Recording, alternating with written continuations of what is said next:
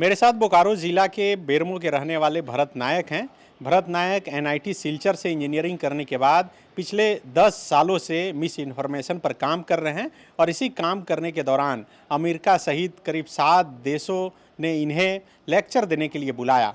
फिलहाल भरत नायक को Harvard university से एडमिशन का ऑफ़र मिला है, लेकिन समस्या ये है कि जो पैसे लगने हैं वो पैसे भरत नायक के पास नहीं हैं, क्योंकि भरत नायक एक विस्थापित परिवार से आते हैं और उसी विस्थापन की वजह से इनके पिता को नौकरी मिली थी सीसीएल में और पिता भी अब रिटायर हो गए हैं। भरत, हार्वर्ड यूनिवर्सिटी से आपको ऑफ़र मिला है। हाँ, ये क्या, कहाँ एडमिशन होना है? मेरा हार्वर्ड कैनेडी स्कूल में एडमिशन हुआ है और उसके mid career masters in public administration programme है, उसके तहत मुझे एडमिशन मिला है। मैं वहाँ जाके एआई और मिस इन्फॉर्मेशन पे पढ़ाई करना चाहता हूँ, ताकि मैं जब झारखंड वापस आऊँ तो यहाँ पर मैं मिस इन्फॉर्मेशन पे काम सरकार के साथ और अलग अलग तरीके से यहाँ कर सकूँ, ताकि इन्फॉर्मेशन लिटरेसी को और आगे बढ़ा सकूँ। तो भरत बता रहे हैं कि हार्वर्ड जाकर मिस इन्फॉर्मेशन पर काम करना चाहते हैं, झारखंड सरकार की मदद चाहते हैं। झारखंड सरकार भी कई बच्चों को हर साल विदेश पढ़ने के लिए भेजती है, लेकिन सरकार के तहत जो बच्चे पढ़ने के लिए जाते हैं वो यूएस नहीं जाते हैं, वो यूके जाते हैं। और सरकार के पास मरांग गोम के ओवरसीज स्कॉलरशिप है, जिसके तहत इस प्रोग्राम के तहत वो यूके और आयरलैंड में भेजते हैं बच्चों लोगों को और 50 बच्चों को स्कॉलरशिप देते हैं। अनफॉर्चुनेटली उसमें यूएस का नाम नहीं है, जबकि यूएस जो हार्वर्ड यूनिवर्सिटी है, जो कि वर्ल्ड का टॉप यूनिवर्सिटी है, और वहाँ पर कोई झारखंड का बच्चा जाएगा तो झारखंड का नाम ज़्यादा रोशन होगा, पर इस यूनिवर्सिटी का नाम नहीं है। तो उसके कारण अभी मुझे फाइनेंशियल सपोर्ट नहीं मिल पा रहा है। तो आप कितने दिन से परेशान हैं, घूम रहे हैं मदद के लिए कि कोई मदद करे ताकि आपका हार्वर्ड में एडमिशन हो पाए? पिछले 1-1.5 महीने से मैं इस पे लगा हुआ हूँ कि मुझे फाइनेंशियल सपोर्ट मिले। मैं अपने लोकल विधायक जो अनूप सिंह सर हैं उनसे भी मिला हूँ, तो उन्होंने पहले तो उन्होंने स्कॉलरशिप के तहत मदद करने की कोशिश की, फिर उसके बाद उन्होंने अभी मैं 17 तारीख को उनसे मिला था, तो उन्होंने एक लेटर भेजा है। वो अपने स्तर से प्रयास कर रहे हैं, लेकिन अभी तक मदद नहीं हो पाया। आपके पास समय कितना है? क्योंकि प्रावधान नहीं है, तो प्रावधान नहीं है तो उन्होंने कैबिनेट में लेटर भेजा है, बट समय मेरे पास बहुत कम है। मुझे 16 मई तक मुझे दिखाना है कि मेरे पास फंड है, ताकि मुझे वीज़ा के लिए वहाँ से फाइनेंशियल सर्टिफिकेट मिल सके, और उसके बाद मेरा कोर्स जो है वो 2 जुलाई से शुरू हो रहा है। अच्छा, मतलब वीज़ा लेने के लिए आपको दिखाना होगा कि आपके पास फंड है? हाँ, मेरे पास दिखाना होगा किसी तरह से कि मेरे पास एश्योरेंस है कि मैं इतना फंड कॉलेज में जमा कर सकता हूँ, जो उसकी फ़ी है। और उसकी फ़ी है, जो एजुकेशन फ़ी है वो 75 लाख के आसपास है, और जो टोटल कॉस्ट ऑफ एजुकेशन है वो 1 करोड़ है। तो देखिए, 1 करोड़ रुपए खर्च होने हैं और इनके पास पैसे नहीं हैं, और इसलिए मदद चाहते हैं सरकार से कि सरकार इस मामले में हस्तक्षेप करे, ताकि एक गरीब घर का बेटा, जो हार्वर्ड यूनिवर्सिटी बहुत कम ही ऐसे लोग हैं जिसे एडमिशन के लिए ऑफ़र करती है, और वहाँ से ये ऑफ़र आया है, इसलिए ये चाहते हैं कि सरकार के कानों तक ये बात पहुँचे और सरकार इनके लिए कोई ऐसा प्रावधान निकाले ताकि इनका वीज़ा आसानी से बन जाए और ये विदेश पढ़ने के लिए जाएं। आप एनआईटी सिलचर से इंजीनियरिंग करने के बाद कहीं जॉब किए या खुद से काम कर रहे थे? एनआईटी सिलचर से मैंने मैकेनिकल इंजीनियरिंग की, और कॉलेज के दौरान मैं सिलचर, जो कि आसाम में बांग्लादेश बॉर्डर है, वहाँ पर कॉलेज के आसपास मैंने बहुत गरीबी देखी, तो मैं कॉलेज में ही बच्चों लोग को पढ़ाने लगा। और फिर उसके बाद मुझे लगा कि मुझे कॉर्पोरेट ज्वाइन नहीं करने के बजाय मुझे लोगों के लिए काम करना चाहिए, तो कॉलेज से ही मैं जर्नलिज्म में आ गया। और द लॉजिकल इंडियन एक मीडिया ऑर्गेनाइजेशन है, उसका मैं फाउंडिंग मेंबर रहा, और वहाँ पर मैंने मीडिया पे काम किया। मैंने बहुत सारे सोशल कॉजेज पे काम की।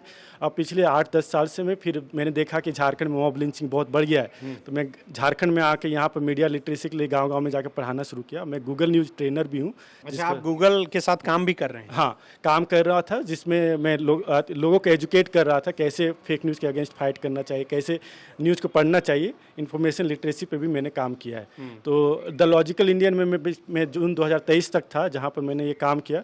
उसके बाद मैं एज ए कंसल्टेंट काम कर रहा हूँ मिस इन्फॉर्मेशन और क्लाइमेट चेंज दोनों इशू पे। अच्छा, तो अभी सिर्फ सरकार से मदद या और कहीं पैसा, जो 1 करोड़ रुपए लगना है, तो कुछ जुटा पाए हैं कि कुछ भी नहीं जुटा पाए? अभी तक मैंने अपने पास जो है और दोस्तों के थ्रू मैंने 25 लाख के आसपास अरेंज किया है, और मैं कोशिश कर रहा हूँ कि क्योंकि सरकार के पास डायरेक्ट प्रावधान नहीं है, तो अगर कहीं से मुझे 25 लाख और मिल जाए तो वो भी बहुत बड़ी मदद होगी। फिर मैं 50 लाख लोन लेने की कोशिश करूँगा, जो कि अभी तक हुआ नहीं है, बट मैं कोशिश करूँगा। घर परिवार में कौन कौन है?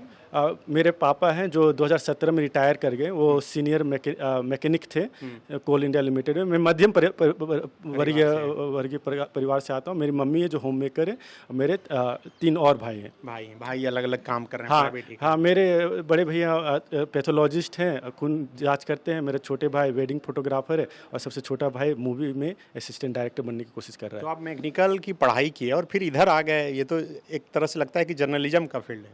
हाँ, क्योंकि मुझे लगा कि मुझे लोगों का वॉइस, क्योंकि मैंने देखा वो रूरल एरिया था, वहाँ पर इतनी मुश्किल थी, और जो कि लोगों के, मुझे लगा कि मुझे ये सब चीज़ें क्यों नहीं पता थी पहले, और मैं चाहता था कि लोगों को वो एजुकेशन पता चले कि इस तरह के रूरल सिनेरियो है जहाँ पे इतनी गरीबी है। और पी साईनाथ करके एक जर्नलिस्ट हैं, उनसे मैं बहुत ज़्यादा इंस्पायर रहा। तो वहाँ से जब मैं इधर आया तो मैंने बहुत सारे ऐसे स्टोरीज़ की जहाँ पर लोगों को सोशल जस्टिस मिले।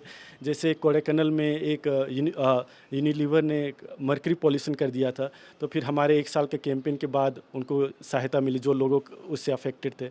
उसी तरह से मैंने बहुत सारे पॉलिसी चेंजेज पे काम किया, जहाँ पॉलिसी सरकार लेके आई तो हम, अगर पॉलिसी सही थी तो सपोर्ट किया, अगर गलत थी तो फिर चेंजेस लाने पे मैंने काम किया। तो मुझे लगा कि यहाँ पर जर्नलिज्म से मैं ज़्यादा इम्पैक्ट कर सकता हूँ दैन एज एन इंजीनियर।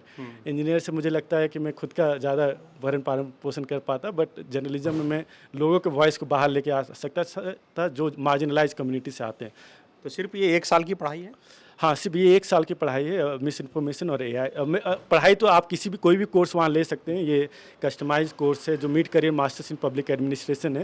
ये कस्टमाइज कोर्स है, बट क्योंकि ये MIT के साथ कैंपस शेयर करता है, तो अब मेरा पास्ट काम AI और मिस इन्फॉर्मेशन पे रहा है, तो मैं उस पर ज़्यादा फोकस करूँगा।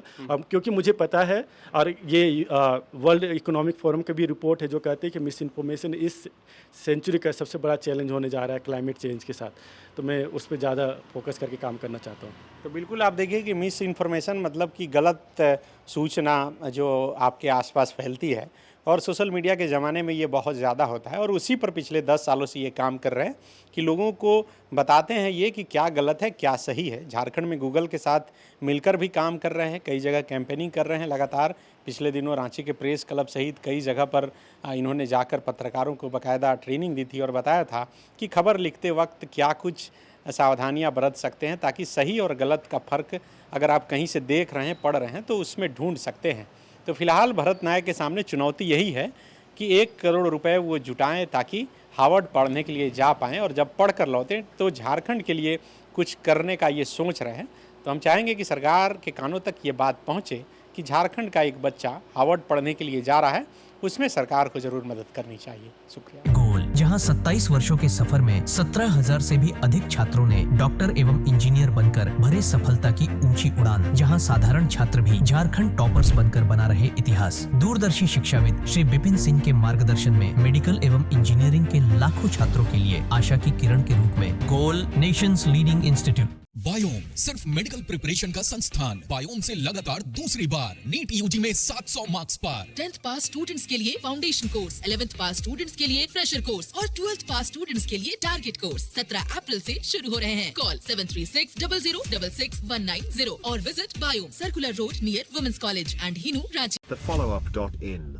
Like, share and subscribe. www.thefollowup.in